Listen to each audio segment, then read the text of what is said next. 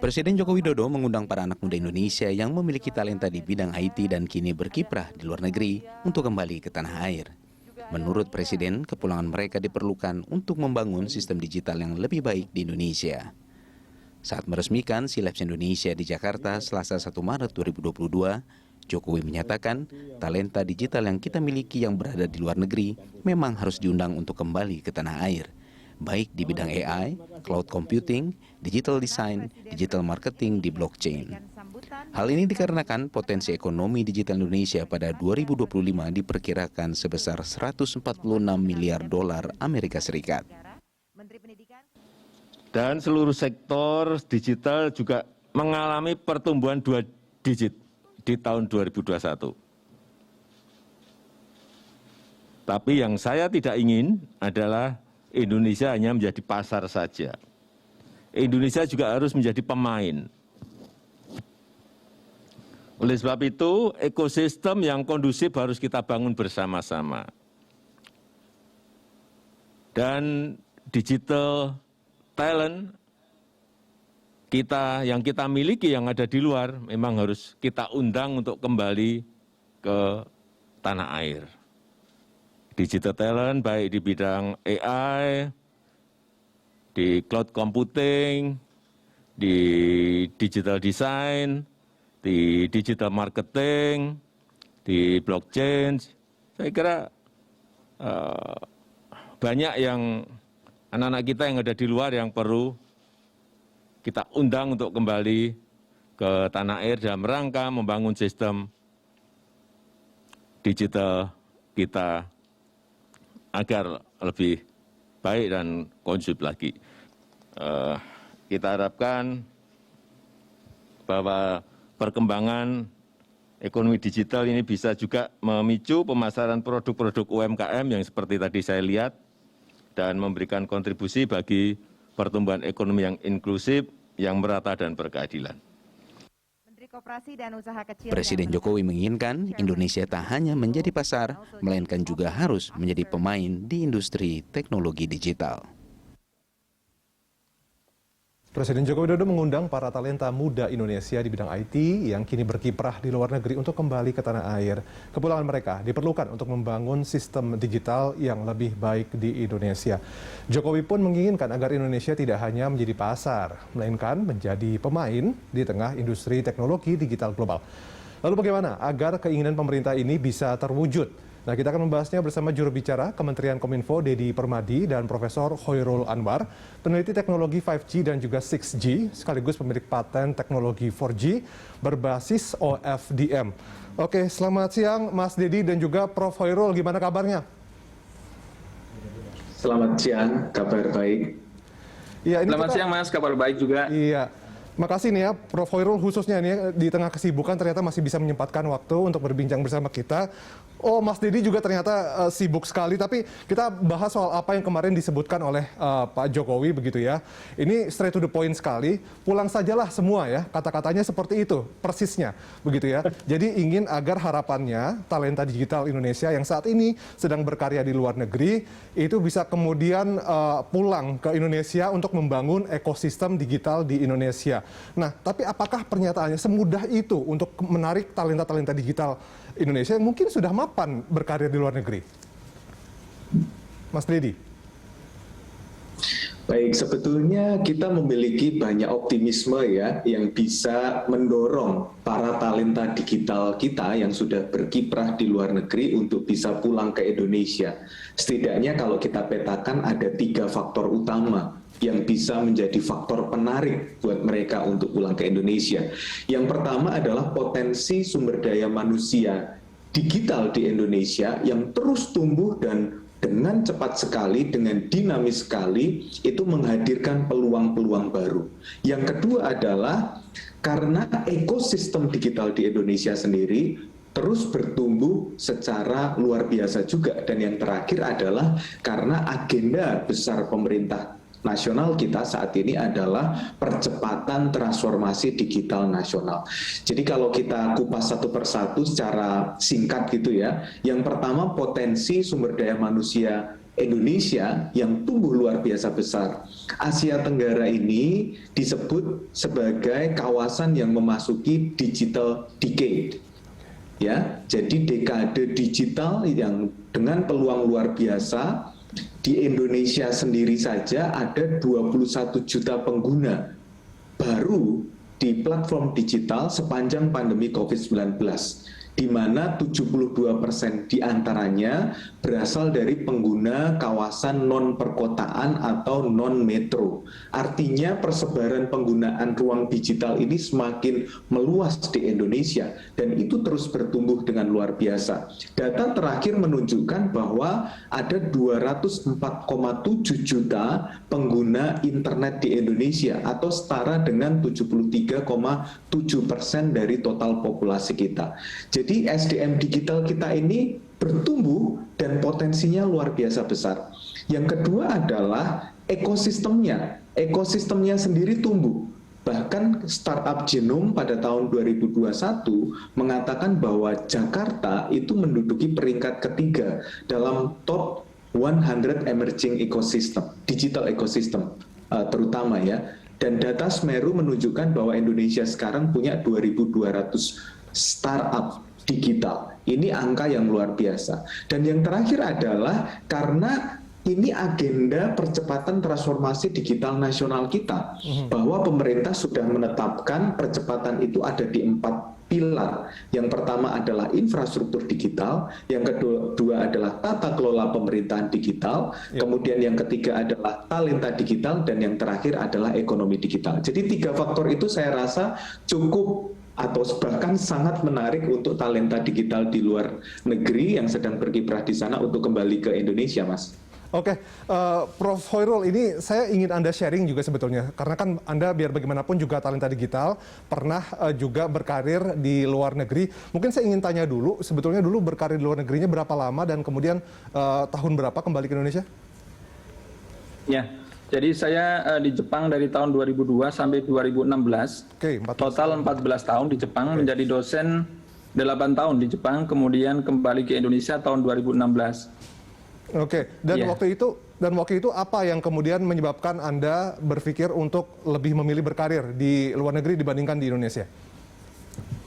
Iya, pertama ketika di luar kita terjamin, Mas. Jadi karir terjamin, kemudian gaji besar, kemudian ya hidup di sana enak, banyak infrastruktur yang bagus di sana, kemudian jaminan banyak sekali, terutama kepada keluarga juga banyak begitu ya.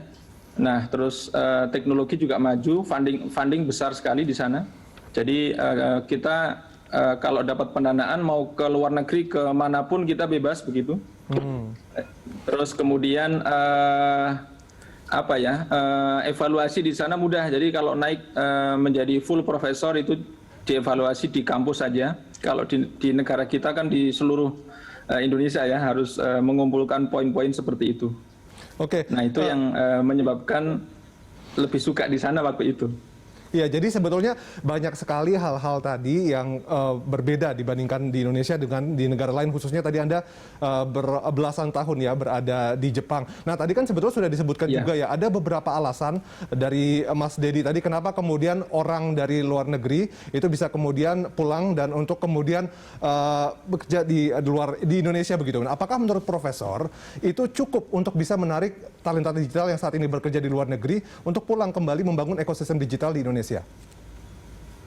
Iya, ini seru sekali diskusinya. Izin kepada Pak Dedi untuk menyampaikan bahwa kalau saya sebagai talenta di luar mungkin tadi masih kurang ini, Pak. Ya, jadi yang kami perlukan lagi ya, ada 3 sebenarnya yang kami perlukan yang tadi belum disebutkan oleh Pak Dedi. Yang pertama adalah kepastian karir ya. Jadi ketakutan kita kalau di luar itu adalah kalau di Indonesia ya, kita hangus Pak, ini poin-poin kita hangus ya. Jadi kum saya 2.250 itu hangus ketika pulang. Nah itu saya waktu itu disampaikan oleh teman saya di sana, kenapa Pak Hoirul kembali ke Indonesia? Nanti kalau Bapak kembali ke Indonesia, Bapak akan tenggelam di Indonesia. Jadi saya melihat itu barier pertama gitu. Jadi kalau kita pulang maka kita akan hangus, poin-poin kita itu hangus di Indonesia.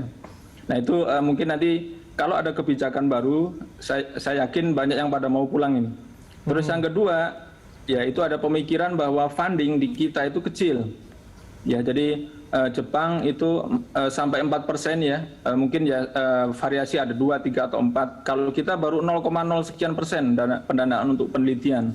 Jadi itu yang mungkin menjadikan yang di luar khawatir kalau ke Indonesia nanti riset nggak jalan lagi misalnya seperti itu. Terus yang ketiga adalah networking. Ya. Oke, Mas Dedi. Ya, Mas Dedi, ini tadi sudah disebutkan juga sebetulnya realistis sekali apa yang disebutkan oleh Prof. Hoirul begitu ya. Tadi karir, kemudian gaji, dan kemudian juga funding untuk riset itu jauh lebih tinggi begitu. Jadi ini kemudian beberapa hal yang mungkin harus diperhatikan oleh pemerintah untuk tadi kalau misalnya memang mau menarik talenta digital kita yang berada di luar negeri untuk bisa datang kembali ke Indonesia. Atau mungkin akan ada kebijakan-kebijakan baru. Jadi ketika Pak Jokowi mengajak pulang itu mungkin juga harus didorong adanya kebijakan-kebijakan baru untuk mengakomodir itu tadi. Betul, jadi kami berterima kasih atas masukan dari Prof. Hoirul, kemudian teman-teman yang lain yang menjadi talenta digital di luar negeri dengan pertimbangan misalnya karir, gaji, kemudian research funding, dan lain sebagainya. Ya memang Indonesia saat ini sedang berbenah. Saya yakin Prof. Hoirul juga banyak berkecimpung di dunia penelitian di Indonesia. Kebetulan background saya juga adalah akademisi. Jadi selama ya sekitar 5-6 tahun terakhir ini Indonesia berbenah dengan luar biasa. Nah, pembenahan di sisi regulasi, kebijakan dosen, untuk dosen dan karyawan, dan lain sebagainya itu sedang dilakukan, Mas. Jadi saya rasa kita perlu optimis menyongsong Indonesia yang lebih bisa memenuhi ekspektasi lah banyak peneliti global gitu. Dan saya yakin bahwa pemerintah saat ini sedang berproses untuk merespon kesempatan-kesempatan dan peluang yang ada di Indonesia. Misalnya kalau kita lihat sektor digital ini, kuncinya adalah 5G, I, A, B, C, D. Jadi ada 5G, ada Internet of Things, ada Artificial Intelligence, ada blockchain, ada juga cloud computing, dan ada data analytics. Saya rasa dari keseluruh komponen itu saat ini sedang didorong maju oleh pemerintah. Bahkan saya mendengar di Kementerian Pendidikan dan Kebudayaan Ristek-Dikti menyelenggarakan banyak program khusus untuk menyasar bidang-bidang ini. Jadi saya rasa kita sepakat dengan Prof. Hoirul bahwa perlu banyak perubahan dan perbaikan di sana-sini, tetapi di saat yang bersamaan kita optimis menyambut Indonesia yang lebih adaptif dengan perkembangan dan kemajuan teknologi digital ini. Oke, Mas Dedi dan juga Prof. Hoirul, kita akan lanjutkan pembahasan di segmen berikutnya, pemirsa tetap. Pemirsa, sebelum kita melanjutkan perbincangan, kita simak dahulu cuplikan dialog antara Presiden Joko Widodo bersama talenta muda digital Indonesia yang saat ini bekerja di luar negeri. Enggak, saya mau tanya gimana sih agar Cai, Feni, Rangga, termasuk Ainun juga mau pulang ke Indonesia? Nggih. Kuncinya dua mawon, Pak. Kuncinya dua. Opportunity dan stability. Opportunity ini tentu Indonesia punya banyak sekali opportunity sebagai satu dari pemain besar di market terbesar ketiga di dunia, Southeast Asia. Nah, stability ini mungkin yang agak tricky. Jadi ada yang mungkin karena pertimbangan keluarga, ada yang pertimbangan stabilitas karir. Terus kalau saya pribadi itu pertimbangan pendidikan anak-anak gitu. Gak mau kalah dengan putra-putra jenengan Pak sekolah di Singapura juga. Sementara itu kami diaspora ini sebetulnya punya peran juga Pak, walaupun jauh. Menurut saya ada 3 perannya kami. Yang pertama itu inspirasi atau referensi. Jadi menjadi benchmark buat teman-teman yang di Indonesia, terutama yang lebih muda, talenta yang lebih muda. Terus yang kedua advokasi. Jadi bisa memberikan advice dari jauh untuk teman-teman yang di Indonesia. Nah yang ketiga eksekusi. Eksekusi pun bisa dari jauh, Pak, dan kami juga sering melakukan inisiatif-inisiatif yang dilakukan bersama-sama oleh teman-teman diaspora. Misalnya kawal-kawalan itu kan sebetulnya semuanya anak-anak diaspora juga yang cinta tanah air, walaupun fisiknya tidak bisa kembali, hatinya selalu bersama Indonesia. Iya, ini potensi digital Indonesia itu diperkirakan di tahun 2030 mencapai 4.531 triliun rupiah. Kan gede sekali ini. Gede sekali. Dan perkiraan hitung-hitungan itu saya kira nggak meleset jauh-jauh lah. Jadi harapan saya pulang semua aja lah. Pulang.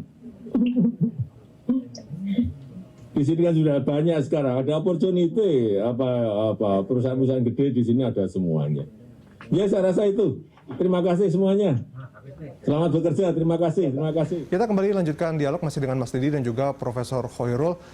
Mas Dedi, itu tadi percakapan dari Presiden Joko Widodo dengan Mas Ainun Najib. Mas Ainun itu adalah Head of Analytics Platform and Regional Business Grab di Singapura. Realistis katanya, ada dua kuncinya. Yang pertama adalah opportunity atau kesempatan atau peluang. Yang kedua adalah stabilitas. Apakah dua hal itu bisa disediakan oleh Indonesia? Sebetulnya terkait dengan peluang dan juga stabilitas itu tidak harus disediakan oleh negara. Pemerintah memberikan stimulus sifatnya.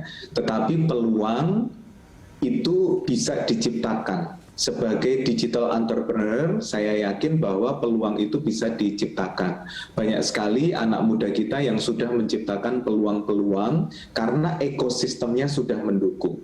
Yang dilakukan oleh pemerintah adalah menciptakan ekosistem yang bisa berkontribusi terhadap penciptaan peluang itu. Misalnya tadi infrastruktur digital, kita percepatan penggelaran 4G, 5G dan lain sebagainya. Kemudian kita juga membangun pusat data nasional, kita menyediakan stimulus untuk pelatihan SDM bidang digital dan lain sebagainya.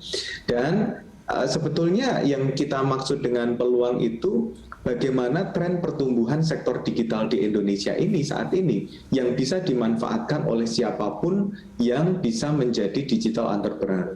Misalnya terkait dengan IoT. Sekarang Mas, data menunjukkan bahwa teknologi IoT di industri di Indonesia ini adopsinya mencapai 8,9%, lebih tinggi dari Malaysia 5,1%, Filipina 2,8%, Vietnam 2,1%. Jadi kalau kita melihat peluang-peluang itu sudah ada di sini dan tinggal kami mohon teman-teman yang ada di luar negeri berkenan untuk kembali ke Indonesia dan memanfaatkan ekosistem yang sudah dan sedang tumbuh ini di Indonesia.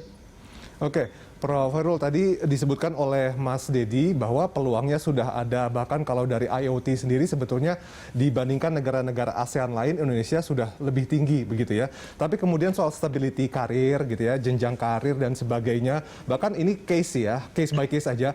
Mas Ainun tadi sempat buka satu macam bahwa alasan dia untuk kemudian kerja di Singapura adalah supaya anak-anaknya itu juga bisa kerja, supaya bisa sekolah di Singapura begitu. Itu salah satu hal saja. Tapi bagaimana kalau Anda melihat dari jenjang karir, stabilitas karir yang mungkin di-provide oleh perusahaan-perusahaan yang berbasis di luar negeri dibandingkan perusahaan-perusahaan yang berbasis di Indonesia? Ya ini pertanyaan yang sulit ini, Mas. Jadi saya coba menjawab ya terkait dengan karir ya. Sebenarnya kalau saya yakin teman-teman dari teman-teman Indonesia semua ya, itu kita cinta tanah air ini, Mas. Oke. Jadi kita sebenarnya nggak masalah mau dapat funding dari perusahaan luar maupun murni dari Indonesia, kita nggak masalah. Bahkan mungkin kalau saya sendiri malah senang dari Indonesia kalau saya, karena saya telah merasakan bedanya. Kalau saya bekerja di Indonesia itu rasanya all out. Ya 100% itu untuk negara kita gitu. Kalau kita di luar itu ya kita senang juga di sana, tapi kita tahu bahwa ini bukan untuk negara kita, bukan untuk orang-orang kita gitu. Jadi setelah saya kembali ke Indonesia, saya merasakan lebih bahagia sebenarnya di sini, walaupun di sisi lain ada yang kurang begitu ya. Tapi dari kepuasan itu puas. Nah, kalau kita disupport oleh perusahaan murni dari Indonesia, kita enaknya adalah kita bisa bergerak sesuka kita. Jadi kita nggak ada aturan dari internasional, harus begini. Kita bisa murni untuk negara kita. Nah itu yang menjadikan kepuasan kita berbeda jika kita diberi funding dari luar. Tapi karena prinsip sekarang adalah kolaborasi ya, jadi saya kira tidak masalah yang manapun boleh asalkan sama-sama bahagia. Sama-sama bahagia itu maksudnya kita juga senang, yang dari luar juga senang. Itu dulu saya diajari oleh profesor saya bahwa jangan sampai salah satu yang tidak mendapat manfaat dari kerjasama kita begitu. Dan itu saya terapkan juga di sini ya. Jadi kalau ada partner murni dari Indonesia, saya support full.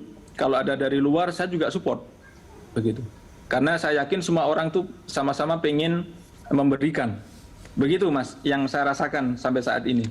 Iya, jadi kalau kita lihat sebetulnya ya meskipun sebetulnya secara fisik jauh ya, tapi kemudian ketika talenta digital ya, Indonesia yang saat ini berada di luar negeri itu selalu memikirkan Indonesia begitu ya. Artinya jangan pernah ragukan lah ya nasionalismenya talent itu sudah tidak perlu diragukan. Jadi sekarang persoalannya ya, yang paling penting adalah bagaimana kemudian kesejahteraan dan sebagainya itu jadi hal-hal yang tidak kalah penting. Nah, Mas Dedi ini kan kalau misalnya kita bilang mau istilahnya mengajak talenta digital Indonesia yang ada di luar untuk pulang kembali. Tentu saja perusahaan-perusahaan mereka sendiri itu kan juga tidak ingin kehilangan aset yang sangat luar biasa yang dipunyai begitu ya. Artinya akan ada tarik-menarik begitu.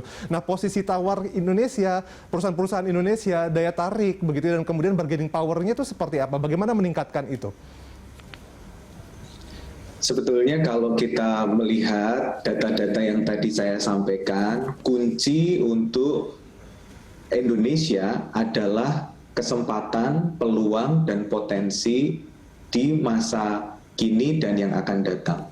Jadi kalau kita mengenal pertimbangan orang untuk melakukan sesuatu, itu salah satunya adalah the shadow of the future. Bagaimana bayangan atas masa depan. Mungkin sekarang belum tentu menguntungkan dari sisi finansial. Tetapi ke depan saya rasa dengan optimisme yang tinggi, dengan program-program yang digelontorkan oleh pemerintah, dengan percepatan transformasi digital, jadi kita itu percepatan transformasi digital itu di 10 sektor sekaligus. Itu sedang kita lakukan saat ini. Transformasi pariwisata digital, perdagangan digital, jasa keuangan digital, media dan hiburan digital, pertanian dan perikanan digital, real estate dan perkotaan digital, pendidikan digital, kesehatan digital, digitalisasi perindustrian, digitalisasi lembaga pemerintahan, itu adalah 10 yang pokok sedang kita lakukan secara bersama-sama. Makanya kita punya yang namanya Peta Jalan Indonesia Digital 2021-2024. Saya rasa inilah yang menciptakan optimisme bahwa ke depan Indonesia akan semakin berdaya dalam bidang digital, dan saat inilah waktu yang tepat untuk memanfaatkan peluang itu ketika kita ingin menyambut era baru Indonesia digital. Oke, jadi sebetulnya sudah ada peta ya, peta jalan begitu ya, roadmap 2021-2024 dalam hal mungkin tadi ya penciptaan atau melahirkan talenta-talenta digital. Sebetulnya kebutuhan talenta digital di Indonesia itu ada berapa banyak? Mungkin ya kalau misalnya pakai kisaran waktu ya per tahun itu berapa banyak yang dibutuhkan? Sebetulnya kebutuhannya adalah dalam 15 tahun kita membutuhkan 9 juta talenta digital di level skilled dan semi-skilled. Jadi per tahun ada sekitar 600.000 Mas yang kita butuhkan. Oke, artinya kalau misalnya tadi disebutkan ada 2015 sampai 2030, 15 tahun, 9 juta, artinya per tahun ya kalau dihitung-hitung kasar ada 600.000 tenaga ahli di bidang IT atau cyber yang diperlukan setiap tahunnya. Nah, ada yang namanya roadmap, Prof. Hoirul, ini apakah juga teman-teman dari talenta digital begitu ya yang mungkin juga pernah punya pengalaman di luar negeri itu juga dilibatkan dalam proses penyusunan roadmap tadi? Ya, kalau jawabannya yes atau no, jawaban saya adalah no. Jadi ketika kita di luar, ya kita tidak dilibatkan. Yang pertama adalah ya karena mungkin susah ya, Mas, di luar kan kita berpencar-pencar di tiap negara. Terus kemudian setelah saya kembali ke Indonesia, itu saya sangat appreciate kepada pemerintah, terutama kepada Kominfo juga ya, yang menjadikan saya sebagai delegasi RI ini, Mas. Termasuk hari ini kan ada sidang internasional, saya sebagai delegasi RI, dan saya juga sebagai Vice Chairman di Asia Pacific Wireless Group.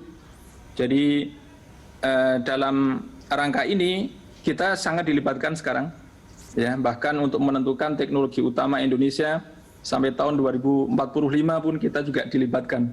Dan saya sangat appreciate kepada pemerintah, kepada Kominfo, ya salah satunya adalah untuk melibatkan kita di dalam penyusunan roadmap Indonesia sampai dengan bahkan 2045. Begitu, Mas. Baik, kita masih punya satu segmen lagi untuk berdialog, Mas Dedi dan juga Prof. Hoirul. Pemirsa tetaplah bersama kami di Lunch Talk.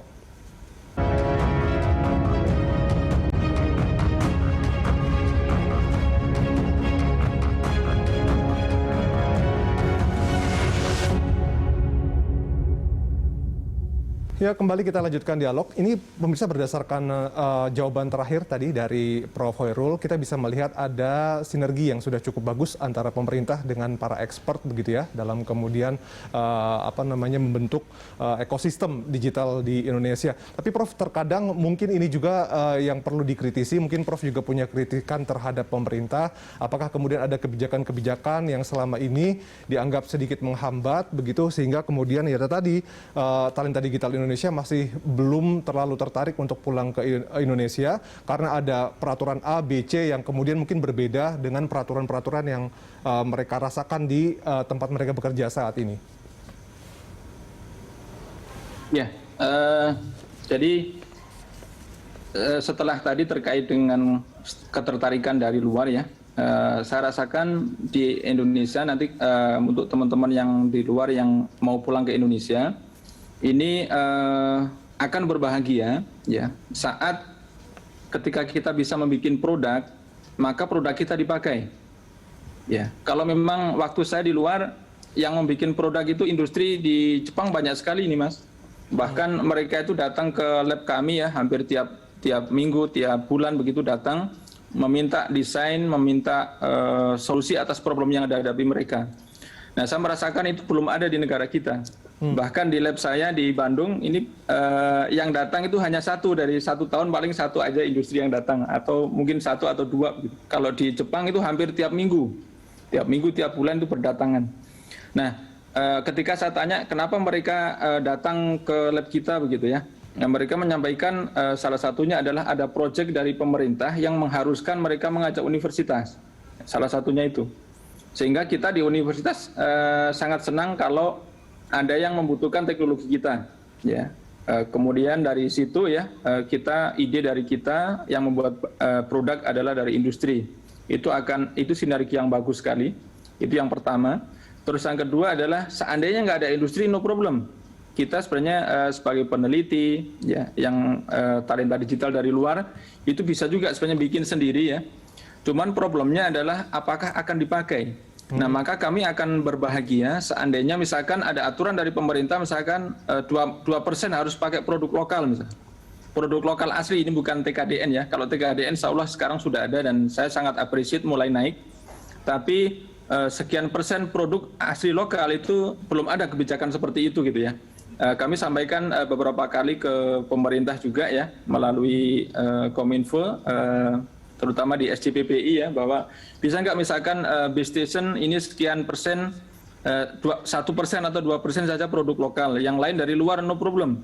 Nah itu kalau misalkan itu bisa, saya yakin yang dari luar pada berdatangan ke sini nih Mas, ya, pada bikin produk pertama dari kita, ya mungkin kita nggak akan sehebat di awal-awal ya, nggak akan langsung hebat bisa mengalahkan dari luar, tapi kan ketika ada aturan seperti itu, saya yakin akan hidup. Ya, industri akan mau, kemudian universitas akan berpikir lagi gitu. Nah, kita sedang ke sana ya. Salah satunya kami membuat produk namanya MCRBS itu untuk kebencanaan ya, untuk kebencanaan, dan kami pengen itu terus kembangkan untuk 5G advance dan untuk 6G mungkin ya. Mungkin nanti kita desain dulu dari sederhana dulu, tapi lama-lama nanti kita akan desain untuk menjadi maju, dan kalau itu bisa kita sangat yakin nanti submit ke luar negeri, kita memberikan tutorial di luar negeri, maka orang-orang akan aware bahwa kita juga mampu. Oke. Sampai saat ini kami juga sedang mengerjakan proyek dari luar negeri, dari Amerika terutama ya. Salah satunya mereka melihat potensi elektronika Indonesia itu besar sekali. Saya ketika membaca laporan mereka yang 30-an halaman, itu saya kaget juga. Wah, orang luar negeri percaya sekali dengan negara kita gitu. Terus mereka bahkan membuat forecast sampai 2045. Kemudian dalam diskusi saya tanya, bagaimana Anda begitu percaya dengan kemampuan negara kami? Ya, terus kemudian kok bisa memprediksikan ekonomi akan naik sekian persen? Ya, mereka menyampaikan bahwa jumlah kita besar, anak muda kita besar. Kalau negara-negara di luar rata-rata sudah mulai menuju aging society, tapi kalau kita anak-anak muda kita hebat gitu. Terus kemudian walaupun sekarang belum terlihat elektronik akan maju, lama-kelamaan akan maju gitu. Itu pandangan dari luar ini, Mas. Dan saya sangat, wah ini bagus sekali dan harus banyak yang mengetahui report dan studi seperti ini. Jadi dengan report itu dan semangat dari kita dan juga kemauan dari pemerintah, saya yakin kita akan bisa bahkan mungkin mudah-mudahan leading di ASEAN, apalagi di Asia Pasifik, apalagi nanti dunia mudah-mudahan. Begitu, Mas. Mas Dedi, merespons tadi komentar dari Prof. Hoirul begitu, justru negara-negara luar yang lebih concern dengan produk-produk Indonesia, dan kemudian mungkin ada juga beberapa kebijakan yang perlu didorong, yang perlu diadaptasi dari negara-negara lain supaya tadi talenta digital Indonesia justru lebih suka untuk berkarya di negeri sendiri. Terkait itu sebetulnya pemerintah dalam beberapa waktu terakhir ya, terutama 3 bulan terakhir ini, sangat amat memberikan perhatian terhadap TKDN atau tingkat komponen dalam negeri. Jadi kita memulai dari sisi government spending. Kita sudah rapat berulang kali gitu ya, dan implementasinya juga sudah mulai jalan terkait dengan government spending atau APBN yang akan dibelanjakan. Itu pun pemerintah sudah mulai menetapkan TKDN yang sangat ketat, sehingga setiap kali pemerintah mengeluarkan pembiayaan, anggaran, pendanaan, maka di situ harus dipastikan adanya TKDN. Demikian pula dengan industri, saya rasa produk-produk elektronik ataupun yang terkait dengan produk digital saat ini kita juga sedang memperketat yang namanya persentase dari TKDN. Saya rasa ini juga membangkitkan optimisme bagi kita. Ini adalah proses yang terus berjalan dan kita yakin bahwa ke depan masukan-masukan seperti yang disampaikan oleh Prof. Hoirul tadi semoga bisa cepat terlaksana dan terimplementasi di Indonesia, melihat optimisme bahwa saat ini pun pemerintah sudah memulai ke arah sana.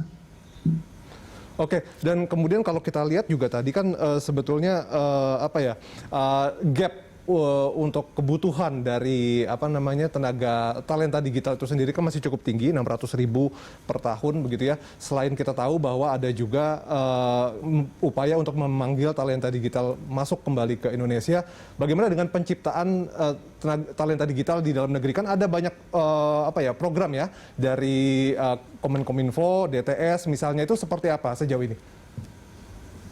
Ya, kita sekarang sedang ngebut ini, Mas, kalau boleh saya bilang ya. Terkait dengan talenta digital, ini menjadi satu dari sedikit program prioritas pemerintah. Jadi, talenta digital itu kita petakan menjadi 3 level. Itu level yang komprehensif dari Kominfo, mulai dari basic digital skill, intermediate digital skill, dan advanced digital skill. Jadi bentuknya seperti piramida. Yang level dasar ini orang sebut sebagai literasi digital. Setiap tahun Kominfo menggelontorkan anggaran yang cukup besar untuk peningkatan literasi digital masyarakat. Di tahun 2021 saja ada 12,5 juta masyarakat yang terliterasi digital. Kemudian di level tengah itu yang sebetulnya untuk memenuhi kebutuhan talenta digital untuk technician level, yaitu Digital Talent Scholarship. Setiap tahunnya kita tambah 100.000. Jadi tahun kemarin kita gelontorkan pelatihan untuk 100.000 talenta digital.